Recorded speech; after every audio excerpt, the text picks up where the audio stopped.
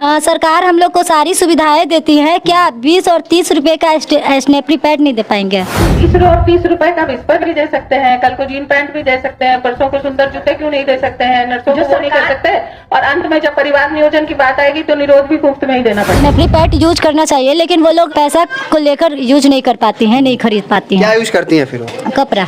जो बच्चियां होती है मध्यम परिवार के और गरीब कहीं होती है तो वो लोग ना ये सब बातें करने में शर्माते हैं, आप कैसे ये सब बात कर लेती हैं? ये सब शर्म का चीज नहीं है, वो सब बातें खुलकर रखनी चाहिए। अगर कल को कुछ होता है, फैमिली को नहीं बताएंगे तो फिर अचानक से कोई अगर बड़ा रोग हो जाएगा तो फिर कोई भी अपना मतलब हम खुद जिम्मेदार हैं कि 10 ही साल में किसी को आ जाता है तो किसी लोग को ये भी नहीं पता रहता है कि क्या है नहीं है, सब लोग डर जाती हैं। ये कोई शर्म की बात नहीं है, वो जितनी भी लड़कियां हैं सबको आती है। अभी मेरे साथ बिहार की 19 साल की बेटी है जिसने एक IAS रैंक की महिला अधिकारी से एक ऐसा सवाल कर दिया कि महिला अधिकारी ने इनको पाकिस्तान जाने के लिए बोल दिया। सबसे बड़ी बात है आखिर क्या बात हो गई।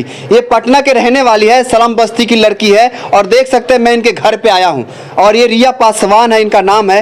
पहले तो बताइए कि उस दिन क्या हुआ था, कि ऐसा आपने क्या सवाल कर दिया था जो IAS अधिकारी महिला थी वो आप पे बमक गई थी? सबसे पहले तो सबको नमस्ते जी। जो प्रोग्राम में हम लोग गए थे उसका नाम ही था सशक्त बेटी समृद्धि बिहार। तो सशक्त बेटी, हाँ, समृद्धि बिहार। जो भी समस्याएं हैं, हम मतलब लड़का और लड़की में काफ़ी ज़्यादा भेदभाव होता है, इसी टॉपिक पे वहाँ बात करना था, सिर्फ लड़की के विषय में।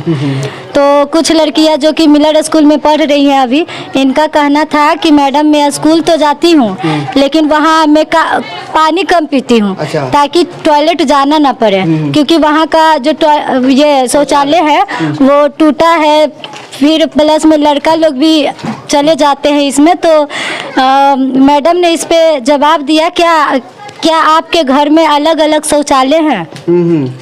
आपने क्या सवाल किया था? तो मैडम का बात को हम ध्यान पूर्वक सुन रहे थे, फिर उसके बाद मैंने बोला क्या मैडम सरकार हम लोग को सारी सुविधाएं देती है, क्या 20 और 30 रुपए का स्टेशनरी पैड नहीं दे पाएंगे? तो मेरी ये सवाल थी मैडम से। तो जिसके बाद जो मैडम ने जवाब दिया वो अभी सारा दुनिया को पता है। क्या बोला था, फिर से बोलिएगा।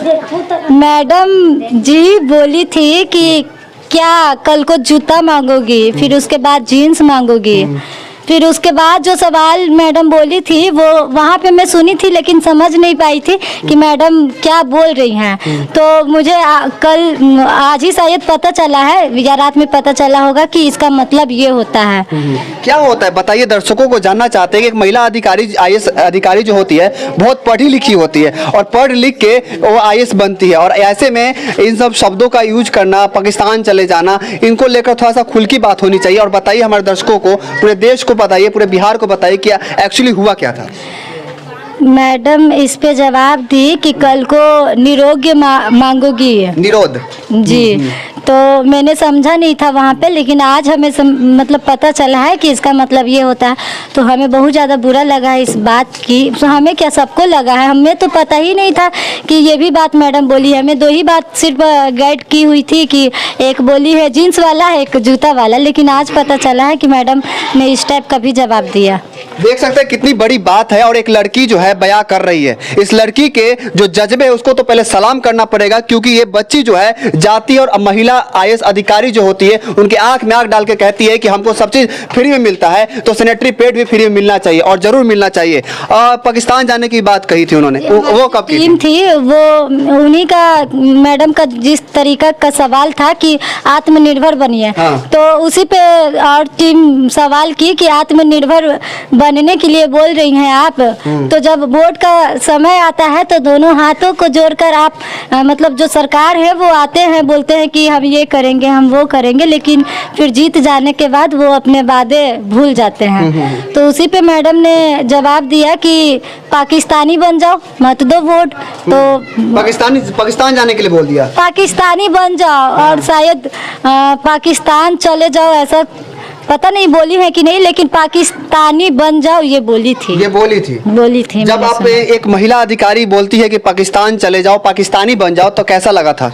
बहुत बुरा लगा था, क्योंकि हम लोग हिंदुस्तानी हैं, प्लस में कभी पाकिस्तान का हम लोग चर्चा भी नहीं करते हैं, नाम भी नहीं लेते हैं। तो वो एक सबसे पहली बात कि वो IAS थी, जो कि जब झंडा फहराया जाता है तो वही लोग सबसे ज़्यादा कहीं भी जाते हैं, तो इस टाइप का बात भी नहीं बोलना चाहिए था मैडम को। अच्छा, ये एक बात बताइए, आप एक निम्न परिवार से आती हैं, कहीं ना कहीं जो बच्चियां होती है मध्यम परिवार के और गरीब कहीं होती है, तो वो लोग ना ये सब बातें करने में शर्माते हैं, आप कैसे ये सब बात कर लेती हैं?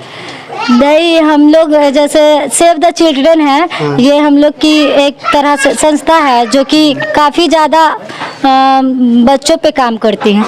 तो वो हम लोग को मतलब मीटिंग अगर कहीं कुछ का भी होता है तो वो लोग में बताया जाता है कि ये सब शर्म का चीज़ नहीं है, वो सब बातें खुलकर रखनी चाहिए। अगर कल को कुछ होता है, फैमिली को नहीं बताएंगे तो फिर अचानक से कोई अगर बड़ा रोग हो जाएगा तो फिर कोई भी अपना मतलब हम खुद जिम्मेदार होंगे, क्योंकि फैमिली को पता रहेगा तब तो इलाज करवाएंगे।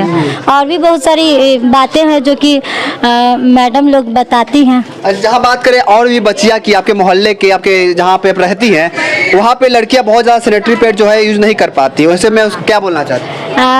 वो लोग को भी मैं बोलना चाहूँगी कि सबको अब सैनिटरी पैड यूज करना चाहिए। प्लस में अब हमें लगता है कि सरकार द्वारा ये फ्री में मिल सकता है, क्योंकि इसी बात का बहुत बड़ा इशू बन गया है, तो सरकार को देना चाहिए। ऐसे पता चला है और मीडिया वाले से कि सरकार 2016 से ही सैनिटरी पैड ये कर चुके हैं लागू, लेकिन हम लोग को कभी मिला नहीं है। कागज पे लागू हो चुका है, पर जमीनी हकीकत क्या है वो देख सकते हैं, इनको या किसी भी बच्चियों को फ्री में नहीं मिलता है। अब ऐसे में बिहार की एक पटना के रहने वाली सलम बस्ती की लड़की की जाति और आय से सवाल करती है कि हमको इस चीज़ को फ्री में मिलना चाहिए। अच्छा, एक बात बताइए, आपको कहाँ इशू आता है सैनिटरी को लेकर? एज अ लड़की क्या सोचती है, कितना तकलीफें आती है आम लड़कियों को?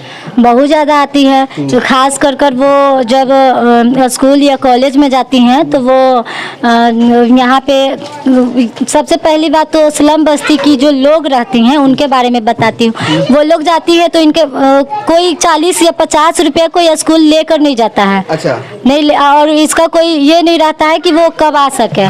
जैसे इनका कोई एक डेट नहीं रहता है कि डेट ही पे रहे तब इंसान अपना पहले से व्यवस्था कर ले, लेकिन 10 दिन पहले या 5 दिन पहले या बाद भी आ सकती है। तो इसीलिए सबसे बड़ा ये भी समस्या है। और जो खास कर इनके लिए जो लोग कूड़ा चुनते हैं, हमारी मोहल्ला में ऐसे भी लोग हैं जो कि कूड़ा चुनते हैं, कचरा चुनते हैं, वो लोग को पता है। जैसे हम लोग से जब बात होती है तो बताते हैं, तो वो लोग को पता है कि नहीं सैनिटरी पैड यूज करना चाहिए, लेकिन वो लोग पैसा को लेकर यूज नहीं कर पाती हैं, नहीं खरीद पाती हैं। क्या यूज करती हैं फिर? कपड़ा।